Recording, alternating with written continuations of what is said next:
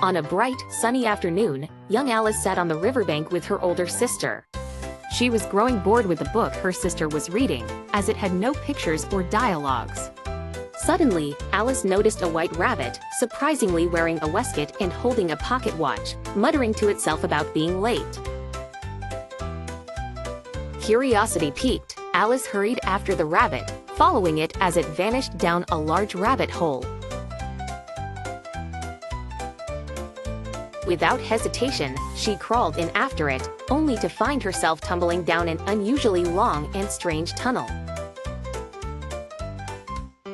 During her fall, she passed by cupboards, bookshelves, and strange pictures hanging upon pegs. Landing softly, she found herself in a peculiar hallway lined with doors. The rabbit had disappeared, but Alice's exploration led her to a small glass table with a tiny gold key. She discovered that the key would open a small door leading to a gorgeous garden, but she was too big to get through. On the table, she discovered a bottle labeled "Drink Me."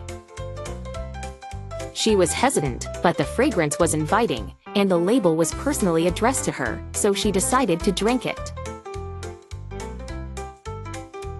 Instantly, she began to shrink down to a tiny size, perfect for entering the door. However, to her distress, Alice realized she had left the key back on the table, now beyond her reach. Her eyes fell on a box under the table containing a cake marked "Eat Me." With a bite, she grew massively, filling the room. After trying different combinations of shrinking and growing by sipping and nibbling, she finally managed to get into the enchanting garden. There she encountered the maddening world of Wonderland. In the garden, Alice met an array of eccentric characters. There was the grinning Cheshire Cat whose head and body would vanish randomly as he riddled Alice with nonsensical advice.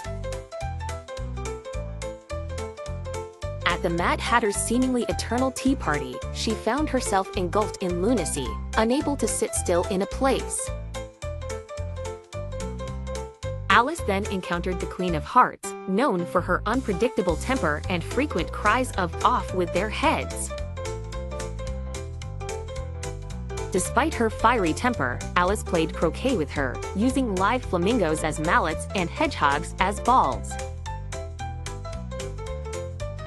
During a peculiar courtroom scene, Alice courageously stands up against the false accusations. Gradually, the absurdity closed in on her, and she felt herself being drawn back into reality. Suddenly, she awoke back on the grassy bank. Alice realized her adventure through Wonderland was nothing more than a peculiar daydream.